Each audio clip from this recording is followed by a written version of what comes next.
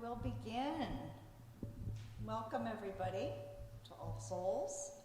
Welcome people in the church today and welcome people on Zoom. Frank, could we hear who's on Zoom? Yes, we have Julia and Carrie. Welcome, Julia and Kate.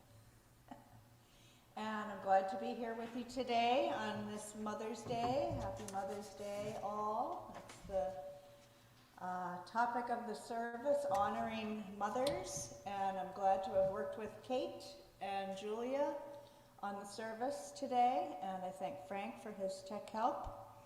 So, we shall begin. So we are all born of mothers, right? We honor them, whether they're alive or gone on. And I want to just invite a moment to whisper their name to yourself, whether they're still with you or whether they've passed away. Sally Louise Simmons. Thanks to all our mothers who made our lives possible, for offering opportunities, sometimes challenges, always lessons. I know some of us have thrived through our mothers, and some of us survived our mothers. We might learn to be like our mothers or try to be a little bit better than they were able to be. Some of us are mothers, and some of us aren't, by choice, by chance, or loss. And we honor the loss of anyone who's had loss of a child to death, to miscarriage, to abortion, adoption, or any kind of separation.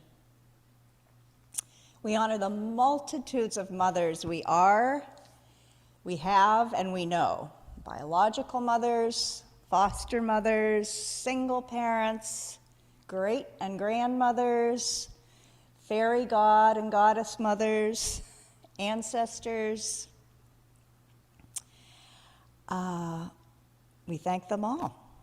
And I'm just going to give us a moment of silence to honor the mother within you. As Maria said this morning, I'm not a mother, but I'm mothering. And I said, exactly. And honor your nurturing, mothering qualities within you, or ponder your mother for just a moment as we arrive.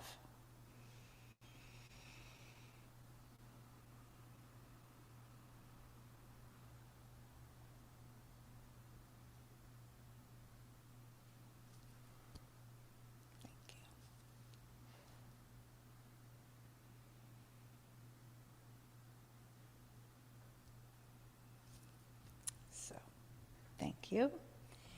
And now we will move into singing our hymn, number 21, For the Beauty of the Earth.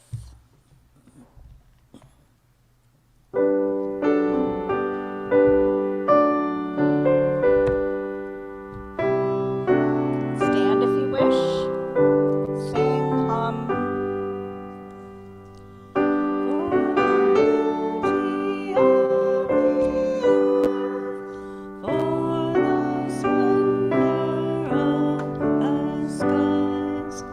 For the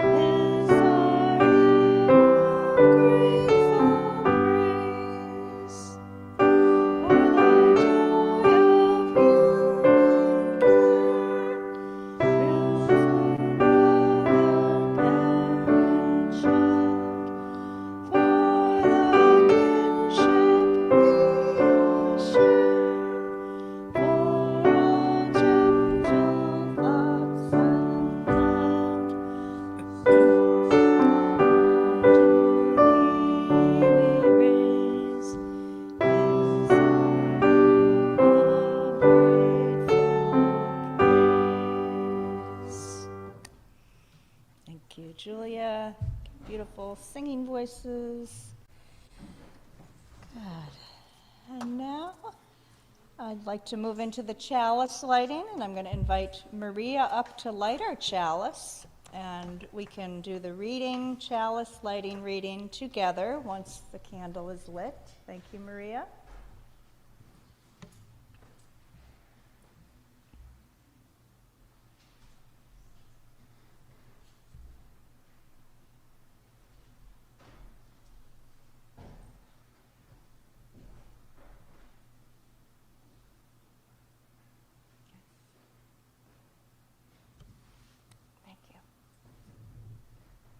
Okay. Ready? We light this chalice for mothers and mothering to celebrate those who have taken on the task of nurturing a young one, baby, child, or youth, into adulthood, to celebrate those who have nourished the light of truth and compassion in growing minds and hearts, to celebrate those who have committed time, money, energy to the growth of others in this world. We light this chalice to celebrate and hold dear this flame of love. So, thank you. And now we can share the covenant, which this is an abbreviation of your long, beautiful covenant. We can read this aloud together. This is our commitment to each other. We covenant with one another that we build our connections on a foundation of love, hope, and faith, to promote justice and peace, and to show reverence for the divine within and all around us. Thank you. And now we will hear a recording of the song. This is a rendition by Sweet Honey in the Rock on children, which is a Khalil Gibran poem. So we'll hear it in song, and if you know it, you can hum and sing along, and then we'll move right into hearing from Kate. So, Frank. They are the sons and the daughters of Christ, longing for its hope. They come through you, but they are not from you. And though they are with you, they belong not to you. You can give them your love, but not your thoughts. They have their own thoughts. They have their own thoughts. You can house their bodies, but not their souls. For their souls dwell in a place of tomorrow. You cannot visit, not even in your dreams. You can try to be like them, but you cannot make them just like you. Try to be like them, but you cannot make them just like you. Oh, your children are not your children. They are the sons and the daughters of light, longing for its hope. They come through you, but they are not from you. And though they are with you, they belong not to you.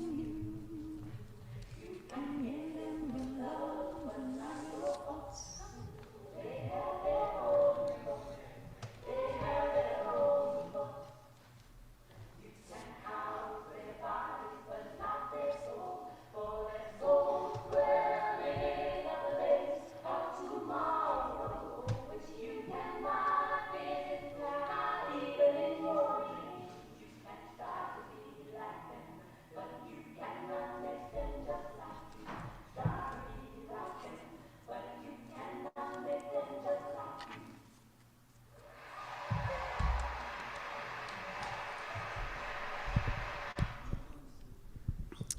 I love that song by Sweet Honey in the Rock.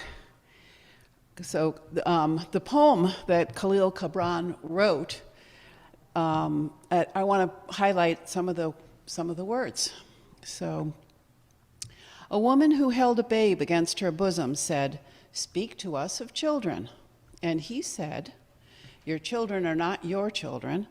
They are the sons and daughters of life's longing for itself.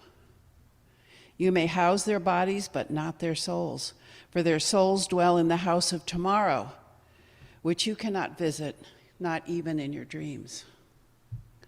Now, the next part of his poem isn't part of the song, but I just want to, look into it. He refers to parents as the bow, and the archer as Great Spirit or God. And so he says, you are the bows from which your children as living arrows are sent forth. The archer sees the mark upon the path of the infinite, and he bends you with all his might that his arrows may go swift and far. Let your bending in the archer's hand be for gladness. For even as he loves the arrows that flies, so he loves also the bow that is stable. My talk this morning is about my bow, my parents, and mostly my mom.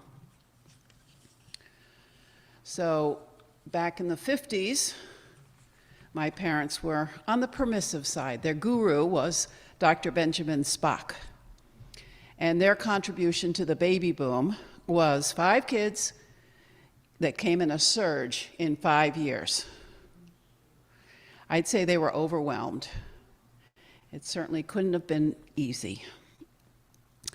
I can only imagine how Mom managed to get us all dressed for church every Sunday morning. All our clothes fitting and tidy, and our shoes matching and out the door smiling. So the Episcopal Church, Grant School, and Westfield, New Jersey was where I spent my 50s, where we spent our 50s. The 1950s. We went to Marion, Massachusetts, which is near Cape Cod, for our teen years, which was the 60s. So private school, dropping out, Woodstock, marijuana, hitchhiking. That was the 60s. We did grow up in a caring bubble with a white, functional family. I never thought about my childhood as white privilege, but now I'm thinking about that. It was the water we swam in. But this is where I'm going for today, but I just want to acknowledge this new perspective of white privilege that I was privileged to live. So the 5 of us were the living arrows, and we all shot far and wide, much to my parents' chagrin. From 1970 to 1972, poor Mom had a full body rash from anxiety. David went to Oregon to a farrier school, horseshoeing. He carried his new anvil on his bike down to California, and then hitchhiked home to Marion with his new anvil. My sister Chris sailed from Spain to Martinique in the Caribbean on a 32-foot sloop. Paul was wandering around the world on a banana steamer. He's got stories from Afghanistan, India, and Alaska.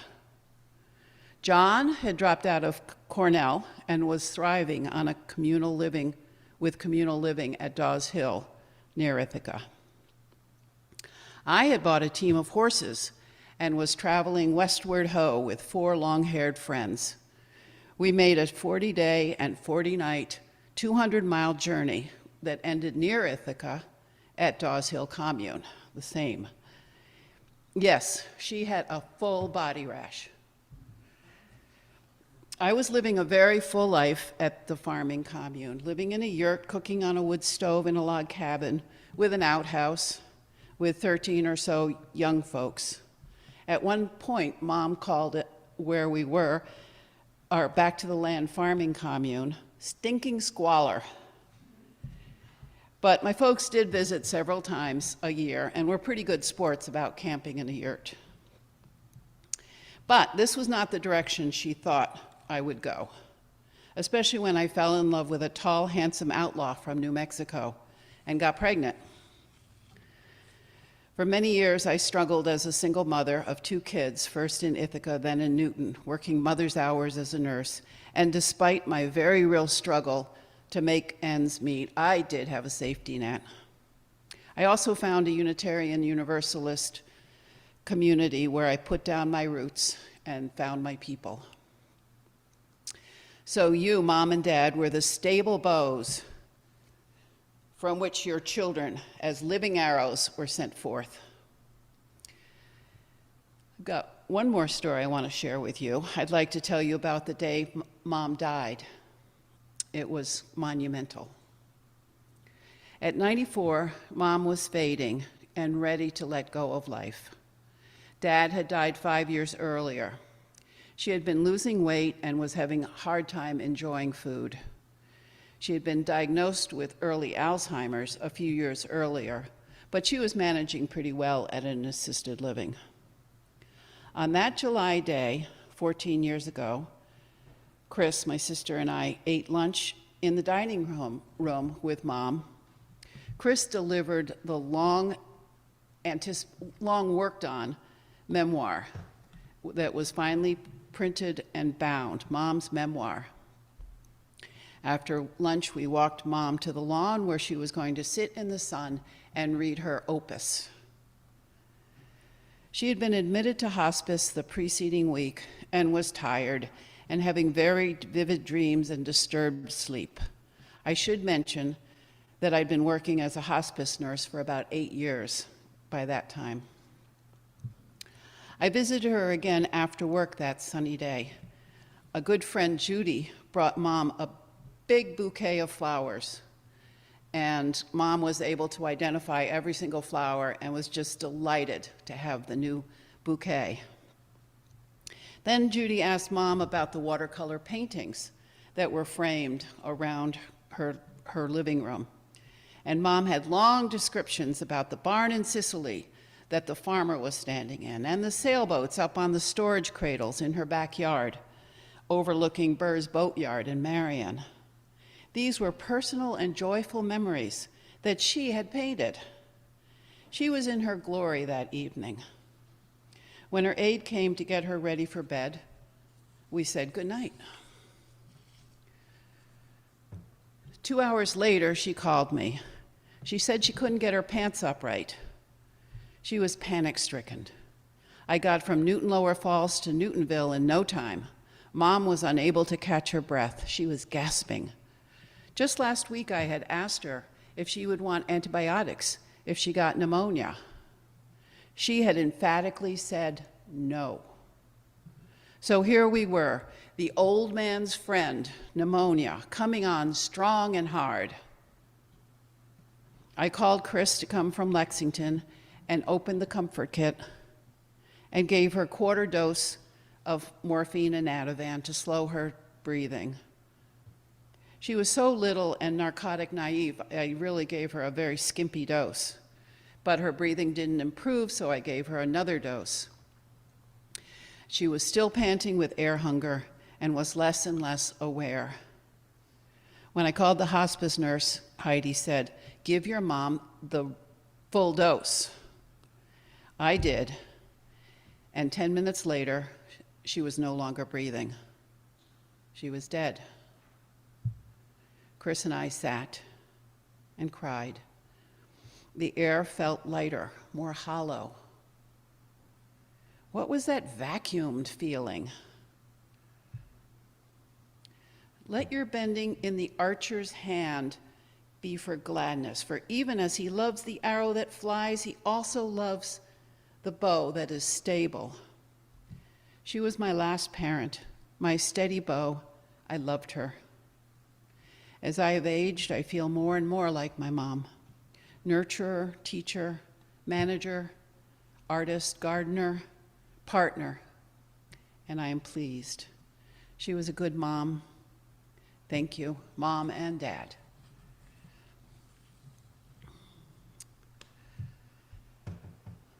Now, we're going to have the offertory. Every week we do invite you to express your charity and support All Souls. We will now receive the morning's offering.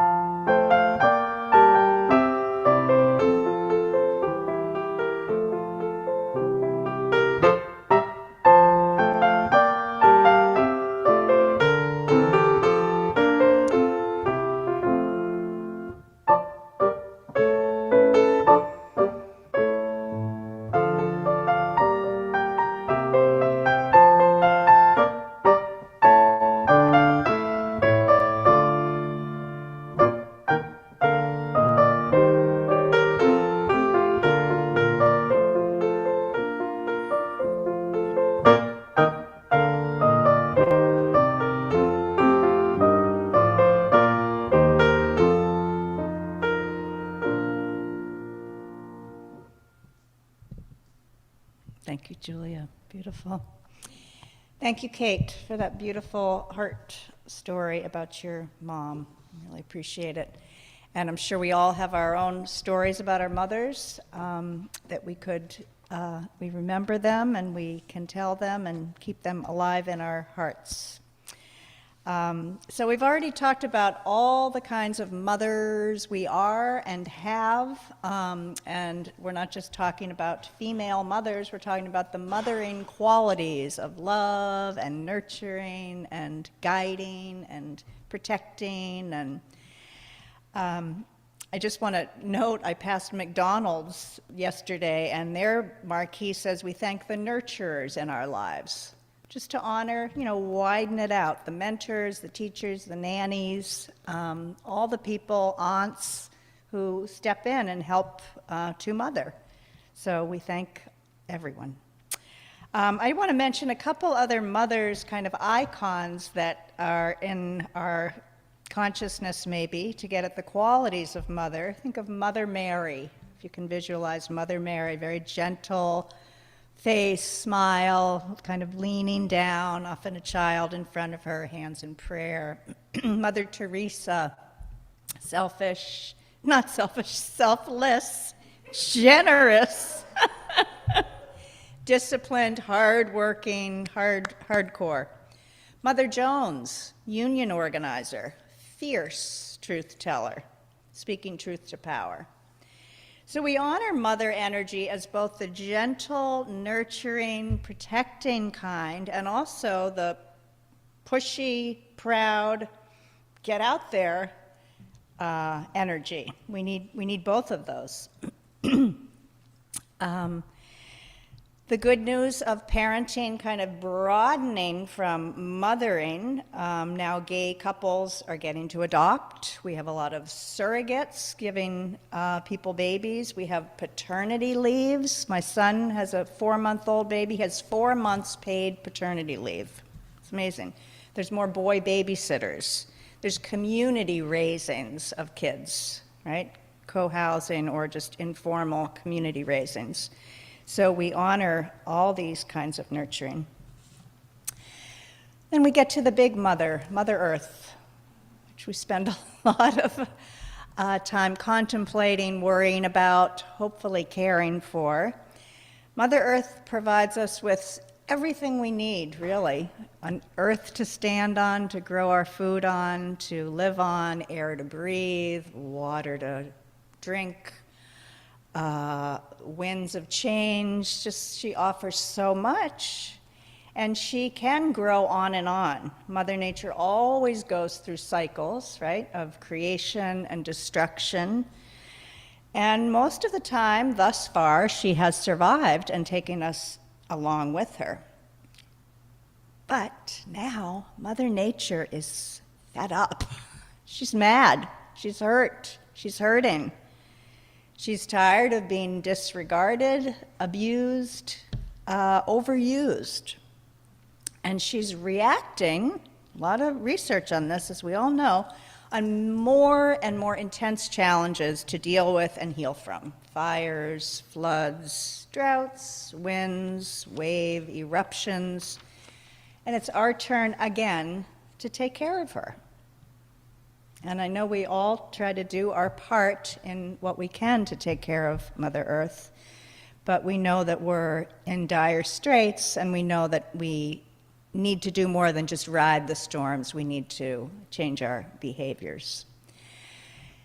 But the destruction or challenge of Mother Nature, to me, is even the worst destruction that we're dealing with is, and I say man-made violence, human-made violence, that's unnatural, that's based on ego, greed, competition, aggression.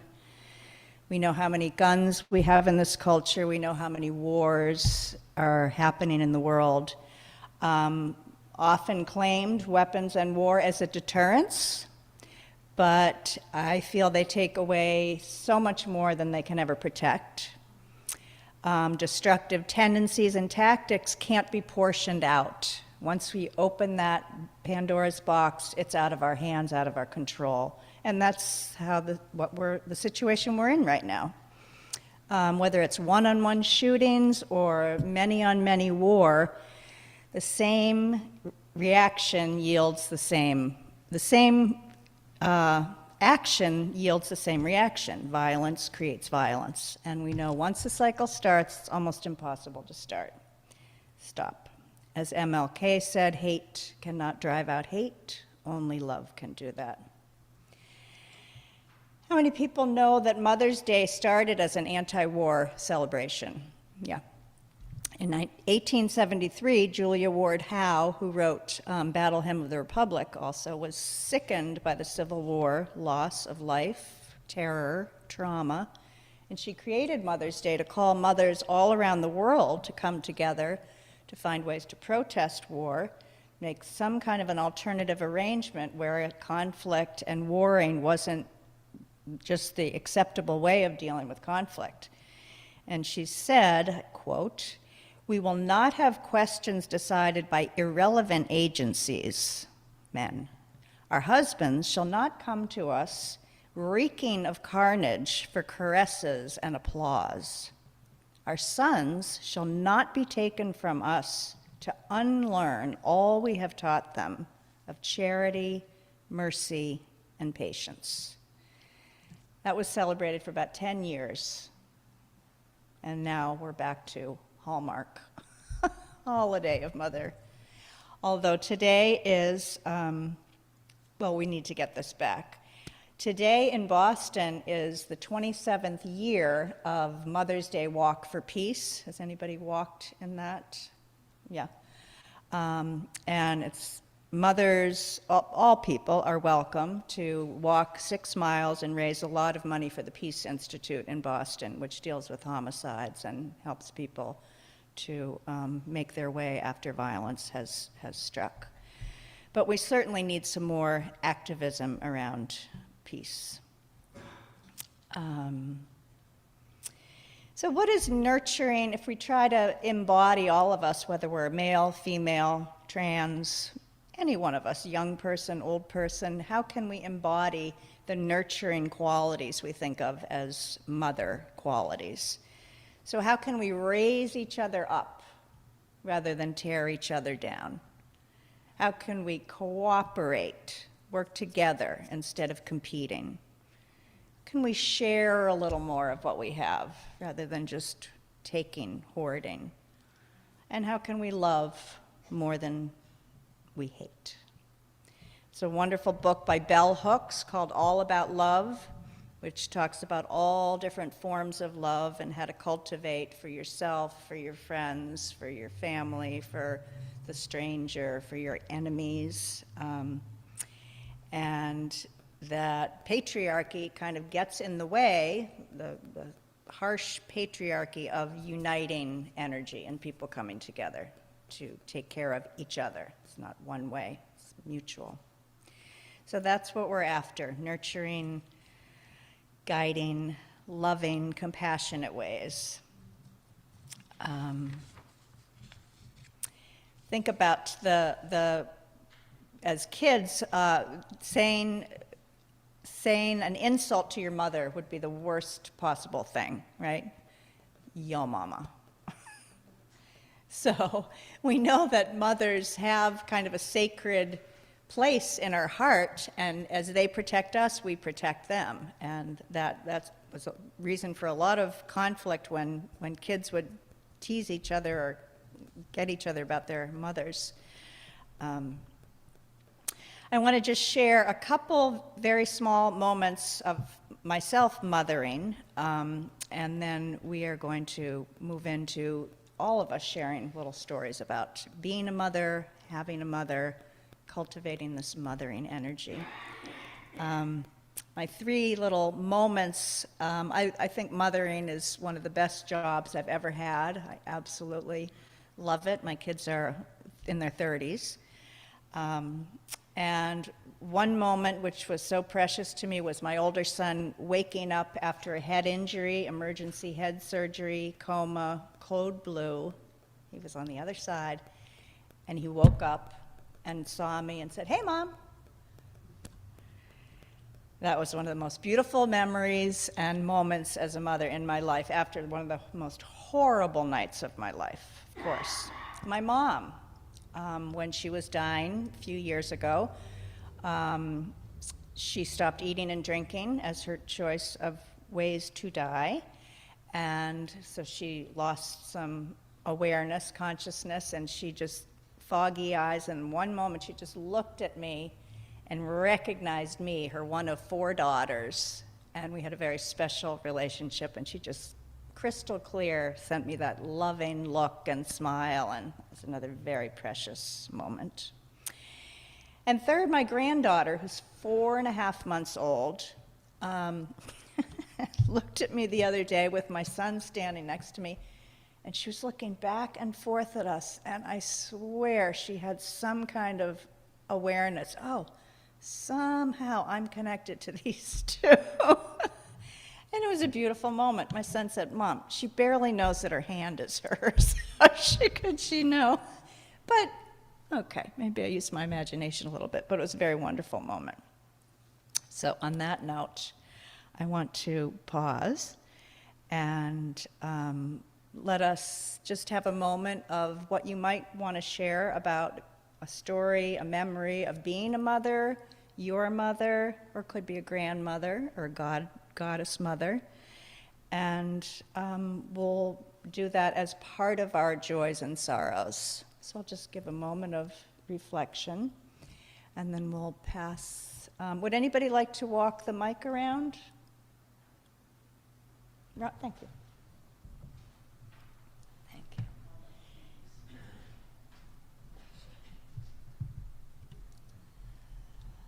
And Kate will light the candle. So this is joys and sorrows time, and also a time to open up and share something about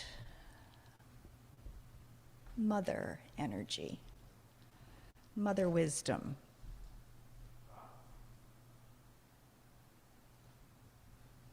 Thank you. And we'll get to Zoom. We'll go back and forth.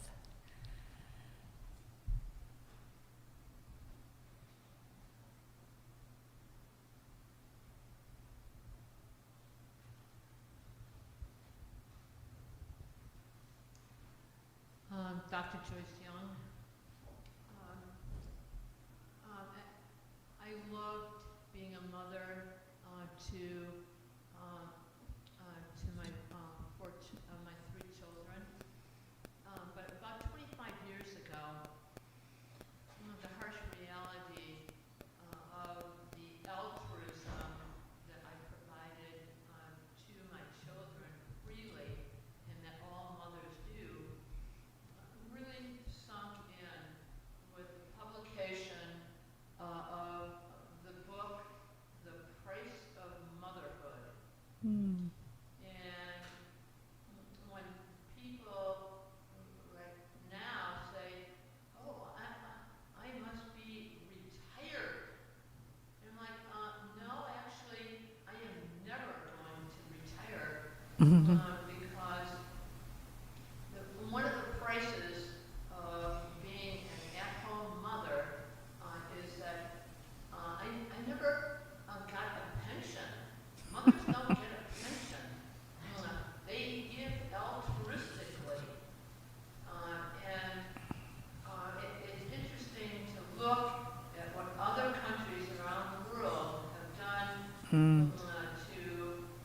try to help financially even the sheep for mothers and the essential role that mothers play in the future generation. So it's altruism, it warms my heart, but financially, I am paying the price right now. Thank you so much. Altruism is a beautiful thing, and so is being paid for what we do and what we're worth in some way, taken care of. Thank you. Russ?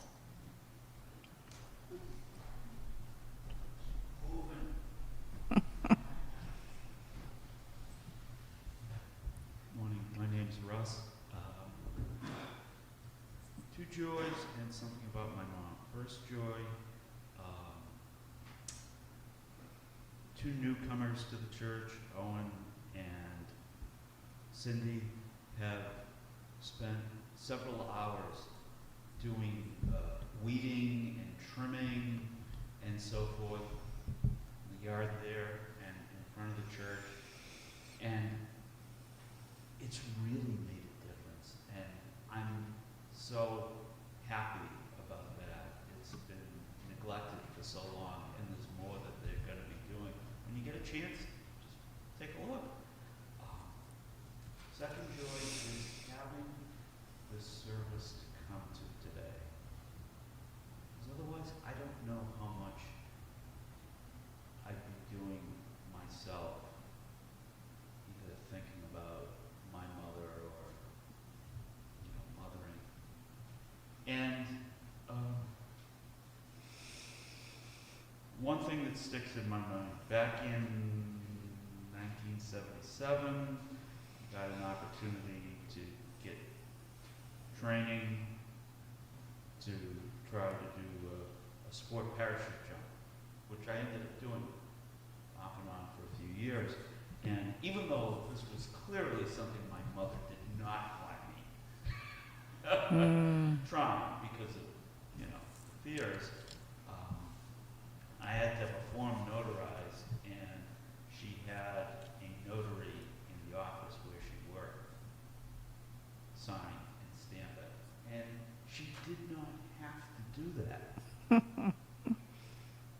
But she did. Thanks, Mom. Thanks, Mom. Thank you, Russ. Frank, anybody on Zoom like to share anything?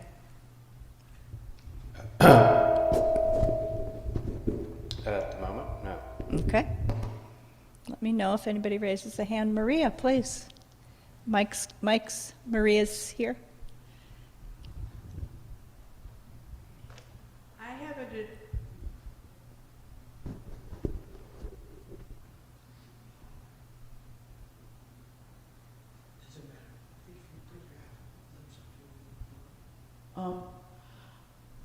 my mom my adopted mom, she let me help take care of the kids when she was doing she was doing daycare. Mm. That's what she let me do that. That's why I loved my mom. Aw. And then that's how I got some of my nurturing to be motherly too. Mm-hmm. Yes. Nice. She gave you that opportunity and you learned how to love and care. Yeah, thank you. Thank you. Others? Well, two memories. One, I grew up in a Catholic family, Italian American, and one May 1st, I got to ride on a float, and I was married, and I got to sing, "'Tis the month of our mother, the blessed and beautiful May, while our hearts and our spirits are opened with love and with praise. All hail to our mother on this blessed and beautiful day." That was the time, the one day, I think I was in second grade, that I was convinced I was going to marry Jesus. Anyway, that's one wonderful memory Yeah. of mothering. My whole family was so privileged to be part of it. Mm-hmm. And being a second grader, I mean, that was powerful. The other powerful loving that has helped nurture me into the being that I am is the sisterhood that was born in the 60s and 70s. And how we all learn to heal and mother and love ourselves and open our hearts to what the Mother's Day is really all about. Mm-hmm. So thank you for reminding me Mm-hmm. of the origin, how Mother's Day Yeah. was originated.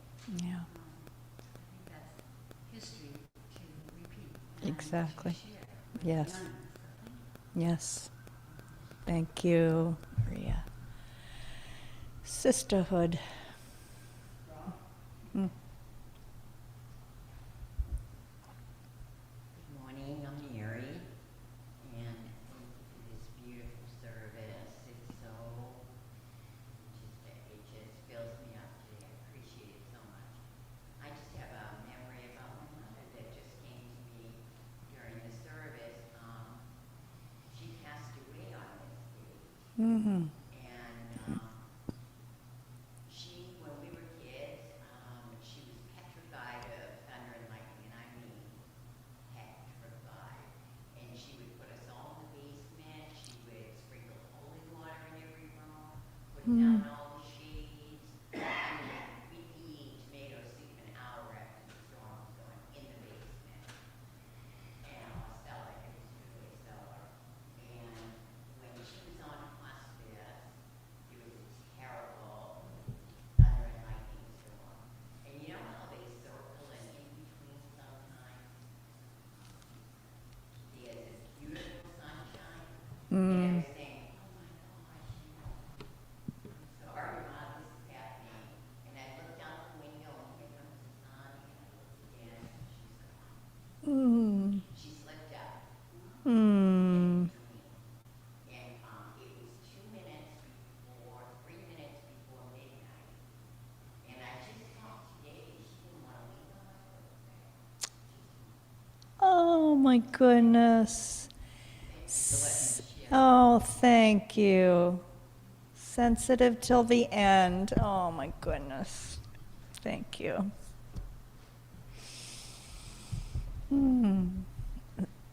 So I was a mother, I am a mother, and I've got 2 kids. What I say is, if I had just one kid, my daughter, who was the first, I would have labeled myself the perfect mother, because everything just went really smoothly with my daughter. I wonder if she's on the Zoom. Then I had a son, and I would proclaim I was the worst mother, because it just did not work out very well with Corey. So anyway, I'm glad I had 2 kids, and to see that it probably didn't have too much to do with me. It probably had more to do with who knows what. Yes, all the mysteries that make up who we are. Mothers, fathers, fate, friends. Thank you, Kate. Anyone on Zoom now, Frank? Let's just speak anything. Nope. Okay. Please. Oh, okay. And thank you.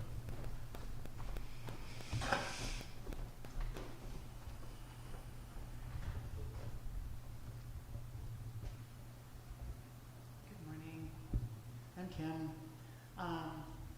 So 2 days of Kate knows, 2 days ago I lost my aunt, Nancy, who became my substitute mom after I lost my mom about 14 years ago. She actually is my second cousin, not my aunt, but she was my mother's favorite cousin. And I look a lot and I sound just like my mother. So in later years, as Nan was becoming less lucid, I would walk in and she would think that I was my mother. So I actually went down and knew Bedford on Wednesday evening. Honestly, in case she thought I was my mother, to tell her it was okay to go. Oh. And she was not responsive, so I don't know. But I was really glad I got a chance to see her. And an interesting memory that I had forgotten about. So I entered into a master's program in Women and Gender Studies at Southern Connecticut State. And at the end of my first semester, my mother died suddenly. And so when I put on Facebook that Nan had passed, the director of the program is like, "Oh, is that the aunt that we met?" And I was like, "Oh my God, it is," because my mother wasn't there for my graduation, but my aunt was. So, Oh, yeah. so that was wonderful. Thank you for listening. Oh, thank you, Kim. It looks like we have one on Zoom. Good.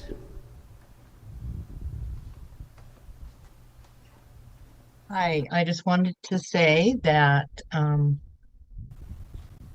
that my mother was very courageous. My mother's mother, my grandmother, died in childbirth, and my mother was raised by her maternal grandparent. And then when I was 15, she was in an abusive relationship, and she had the courage to leave that relationship and protect the 2 of us children, which was, I think I love her more than words can express for that courage. And she loved us, and I knew she loved us, my brother and I. Thank you. Thank you for sharing. Yes, courage of mothers. Anyone else care to share? Okay.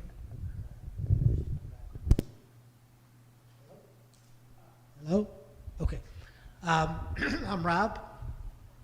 Russ, I'll borrow a page from your book and ask you, Kate, to light 2 candles before I mention anything about my mom. The first is for all of the sons of the mothers who have become the players for the Boston Celtics, that they do their mothers proud today in Game 7. The second is that my own daughter has sadly had such an estranged relationship with her mother that she doesn't think she wants to be a mother, and yet today, with I think a lot of courage and just a lot of compassion, she reached out and she's going to end up having a Mother's Day meal with her mom. So I'm sending a lot of love out to my ex and my daughter for that to go well. And my own mother, Judy, when I was well out of college and hadn't been living at home for, I don't know, a decade, would just out of the blue sometimes call me up. And I would say, "What's up, Mom?" And she would say, "Nothing, I just was thinking of you and I just wanted to tell you something." And I said, "Okay, what do you want to tell me?" She said, "I just want to tell you I really love you, Bob." And my mother was a musician. I had no idea that she inspired Stevie Wonder to write that hit song. I just called to say I love you. But it was who she was, and it didn't make me at all, it didn't cheapen it at all that years later at a family gathering after she passed, when I shared that, each of my siblings smiled and said, "Yeah, you weren't the only one who got calls like that from Mom." Aw. Thank you, Rob. Thank you. Okay, last chance. Any lingering, anything that wants to come up?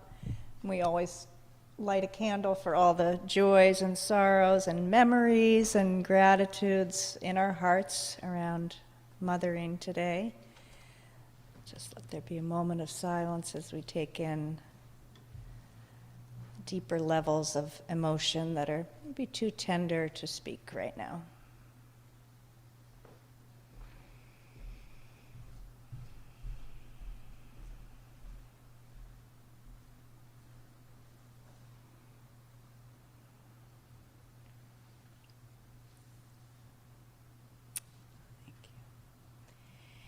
And we can sing the song to friends, which is in the turquoise hymnal, in the front page, an insert in the turquoise manual. Oh, sorry. In the big manual. Yeah. Big hymnal. So, yes, that's it.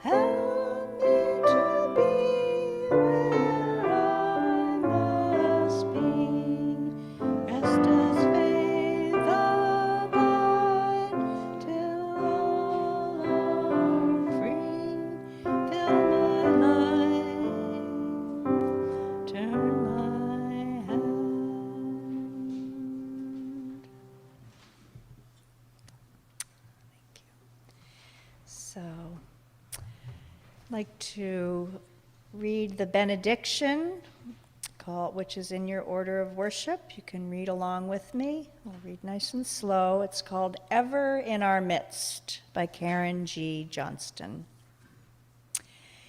Ancestors who spoke with bravest fire, lend us your senses that we may know another world is on her way, breathed into life with our participation in her creation. Forebears who led the way where there was at first no way, lend us your persistence, your temerity, your assurance that the moral arc of the universe does indeed bend toward justice. Ones who went before us, sacrificing for a future not your own, help us to give of ourselves that the common stones in our hands today might be cathedrals of compassion, halls of restorative justice tomorrow, sheltering walls of beloved community the day after. It is evening and we are gathered. Let us be thankful to be in the company of those who came before, yet are ever in our midst. Thank you. the postlude is a very beloved song that most of us can sing, and called John Lennon's Let It Be. So thank you to Julia. Oh, McCartney, Paul McCartney.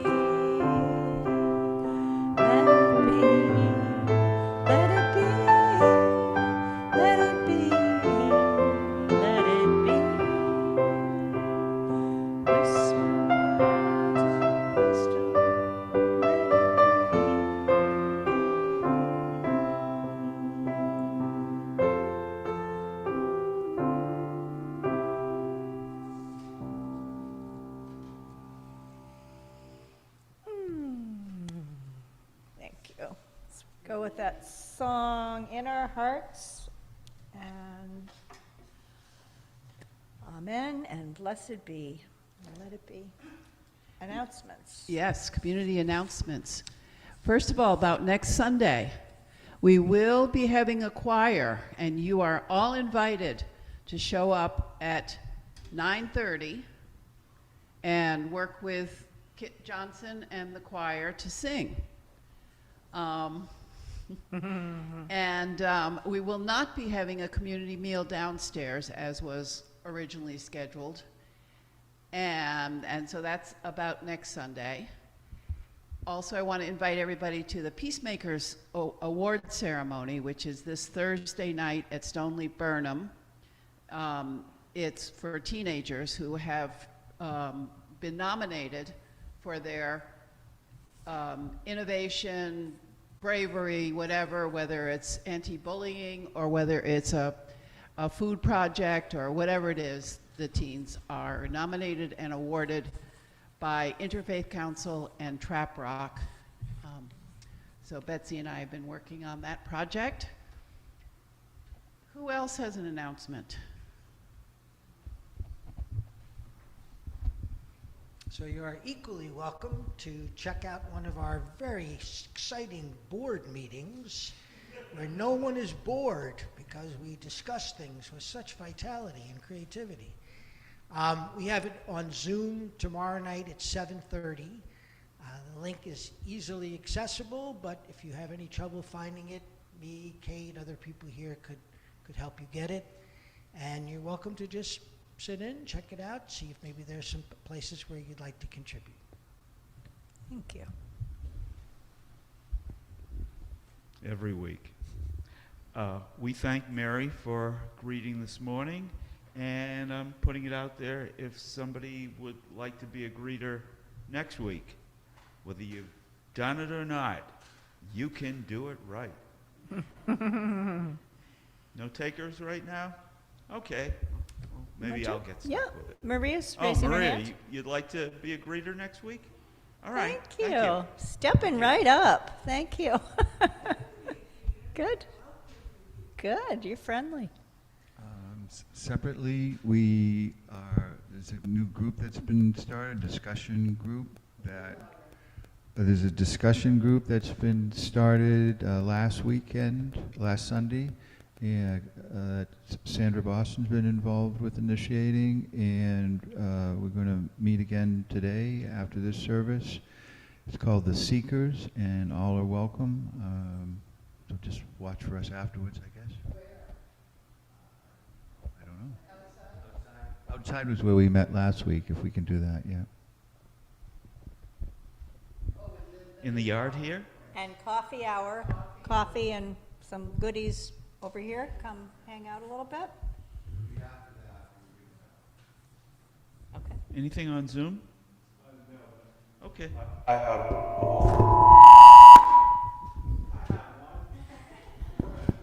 Rose having its work week.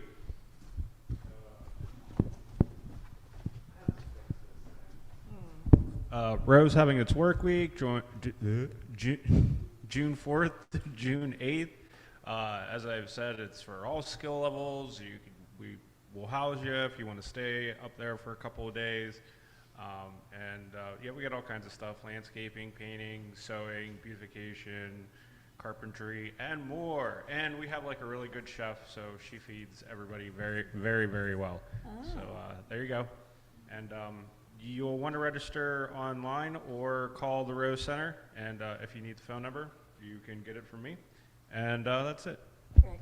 Thank you, Frank. And thank you for your help every week. And Julia, thank you for your playing today. Beautiful. Okay. Oh, in the back, announcement?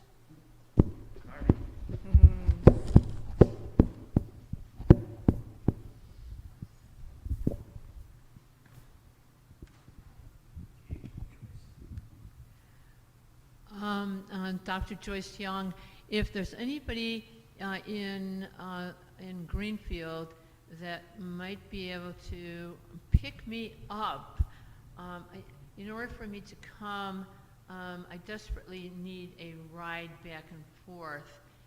So if you can please see me, because I really would like to come and come on time, but transportation is a problem. Thanks. Okay. Thank you for putting out that need. I hope you hear from someone. Thank you. Okay, I think we are complete, and come have some coffee, say hello to each other. Thanks for being here, everybody, and enjoy this beautiful day.